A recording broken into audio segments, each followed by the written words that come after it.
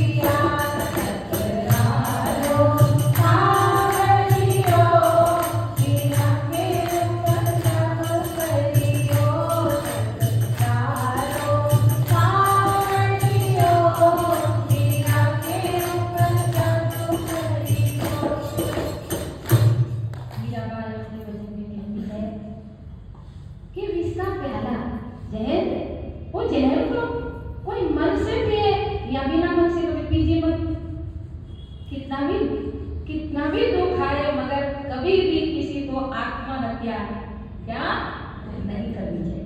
जो आत्महत्या करते हैं उनकी आत्मा को पशु पक्षियों का शरीर भी नसीब होता नहीं है, क्योंकि शरीर छोड़ने के बाद आत्मा की उम्र और बढ़ जाती है। ऐसे तो उम्र नहीं होती है मगर भटकती रहती है, इसलिए तो भटकती है, किसी के शरीर में घुस जाती चली जाती है। तो मीराबाई जी के ऊपर कितना दुख आया। खान से निकली हुई हर एक चीज मीरा नहीं होती, जहर बिगड़ के बढ़ जाती है तमाम नारी, मगर हर नारी मीरा नहीं होती। मीरा ने जहर पिया मगर गुरु महाराज जी का नाम का सुमिरन किया, श्वासों के अंदर सुमिरन किया। मीरा वहां होती तब तो मरती, वो तो भगवान के नाम में थी। गुरु नानक देव जी अपने भक्तों को समझाते हैं। तो कहने का भाव हमारे संत लोग कहते हैं, नाम ले तो बहु सिंधु सुखाई, करो विचार सुजन बने माही।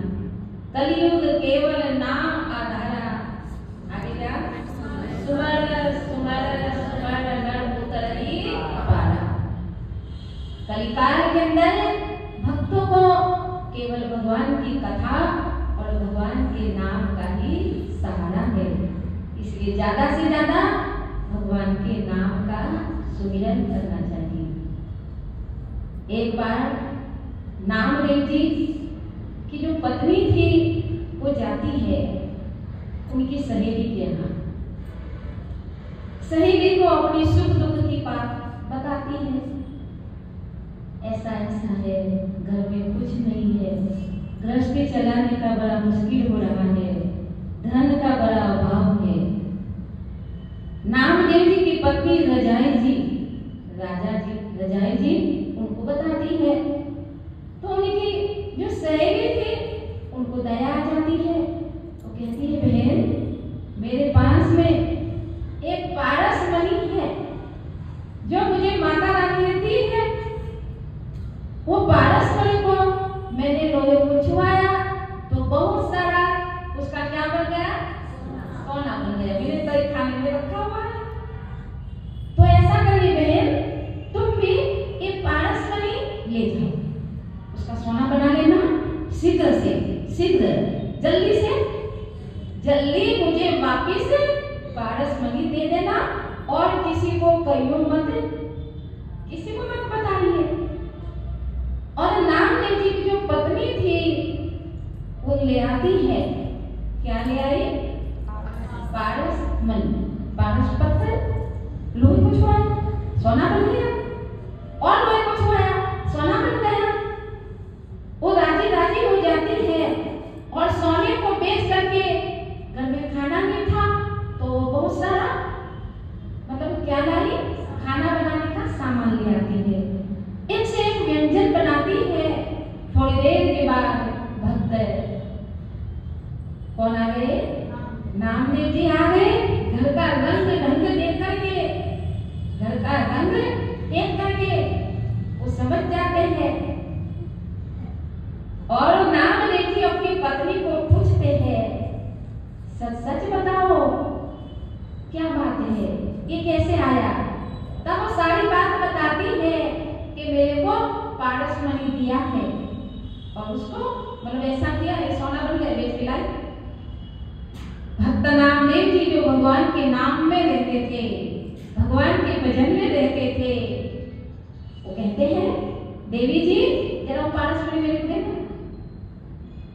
पारस मणि ली नामदेव जी ने, और चंद्रभागा नदी में गए, नदी में स्नान भी किया, और पारस मणि को कहाँ डाल दिया, चंद्रभागा नदी में डाल दिया। और उधर उनकी सहेली मांगने के लिए आती है, मेरी पारस मणि दीजिए। उनकी पत्नी चंद्रभागा नदी में आती है, लाइए पारस मणि। नामदेव जी ने अपनी पत्नी को कहा, वो तो मैंने चंद्रभागा नदी में क्या डाल दिया है। वो बताती है अपनी सहेली को, सहेली ने अपने पति को बताया, वो बहुत हंगामा मचा देते हैं कि मेरा पारसमणि मुझे कैसे भी करके चाहिए। सभी लोग, हजारों लोग चंद्रभागा नदी पे एकत्रित हो गए। हे नामो, हे नामदेव, मुझे कैसे भी करके क्या दीजिए? पारसमणि दीजिए। नामदेव जी तो भगवान की भक्ति में मस्त रहते थे।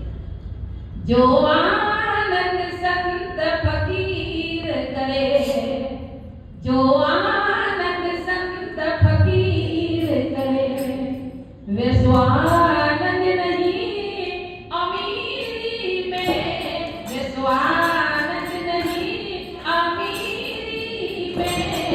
जो आनंद संत फकीर करे, जो आनंद संत फकीर करे, जो आनंद संत फकीर करे, वे स्वानंद नहीं अमीरी में, वे स्वानंद नहीं अमीरी में।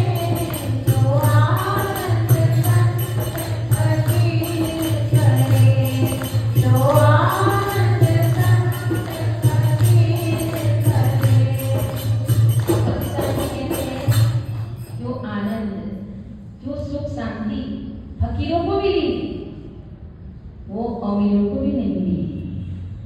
कभी घी रना, कभी मुट्ठी भर चना, तो कभी वो भी मना। कभी घोड़ा गाड़ी, कभी पैदल चलना, कभी मिल गया, कभी नहीं भी मिला। कभी कैसी जगह पे जाते हैं, कभी कैसी जगह मिलती है, मगर फिर भी संत लोग, फकीर लोग वो कैसे रहते हैं? आनंद में रहते हैं, खुश रहते हैं, प्रसन्न रहते हैं, क्योंकि उनको भली भांति संसार की सारी बातें पता है। जो भजन करते हैं उनको संसार की सारी रमज क्या हो जाती है? समझ में आ जाती है। जो भजन भी करते हैं, हमने देखा कि उनके पास करोड़ों की संपत्ति है, मगर फिर भी वो नींद नहीं आती है उनको। वो नींद के लिए क्या करते हैं भाई? नींद की गोली खाते। और भगवान का भगत, भगवान का नाम लेके जैसे भक्त है, हनुमान जी जैसे भक्त किया भजन, और फिर वो आराम से खराटे की नींद में सो जाते हैं। तो क्या होता है? नामदेव जी के पास में उनकी सहेली का जो पति थे, वो कहते हैं मेरे को बोले पारसमणि दो। नामदेव जी चंद्रभागा नदी के अंदर डुबकी मारते हैं। पहले तो उनको पूछते हैं, बताओ कितना पारसमणि चाहिए? 1, 2, 10, 25, 50। सब लोग कहते हैं मतलब चंद्रभागा नदी के तहत में, मतलब गहराई में गया हुआ पारसमणि क्या वापिस मिल सकता है? सब मजाक करने लगे। नामदेव जी ने डुबकी मारी, और इतनी डुबकी के अंदर वो अपने हाथ के अंदर जितने भी पत्थर आए, वो सारे पत्थर को चंद्रभागा नदी के अंदर से क्या करते हैं? लेकर के आते हैं। लीजिए पारसमणि, इसको छुआ के देखिए। उनका केवल एक पारसमणि था, मगर हमारे भक्त नामदेव जी ने वो चंद्रभागा नदी के अंदर से कितने ही पारसमणि उनको दिया। और वो कहते हैं लोहे को छुआओ। जैसे ही लोहे को छुआया तो क्या बन गया? सोना बन गया। जो भागवत जी जिनका वो पारसमणि था, वो कहते हैं भाई तुमको इतना वैराग्य कैसे है? तुम्हारे पास में ऐसा कौन सा ज्ञान है जो तुमको पारस कुछ नहीं लगता है? ये धन, ये वैभव, ये सोने, ये हीरे, ये मोती तुमको तुच्छ लगता है, ऐसा आपके पास क्या है? तो वो बताते हैं कि मेरे पास में केवल और केवल भगवान का नाम है। वो नाम ही सबसे बड़ा धन है। कबीरा सब जग निर्धना, धनवंता नहीं कोई, धनवंता सोई जाके। आगे क्या कहा? जिनके पास राम नाम धने होई। ऐसे तो करोड़ों लाखों हैं, मालिक धनवान इस दुनिया में।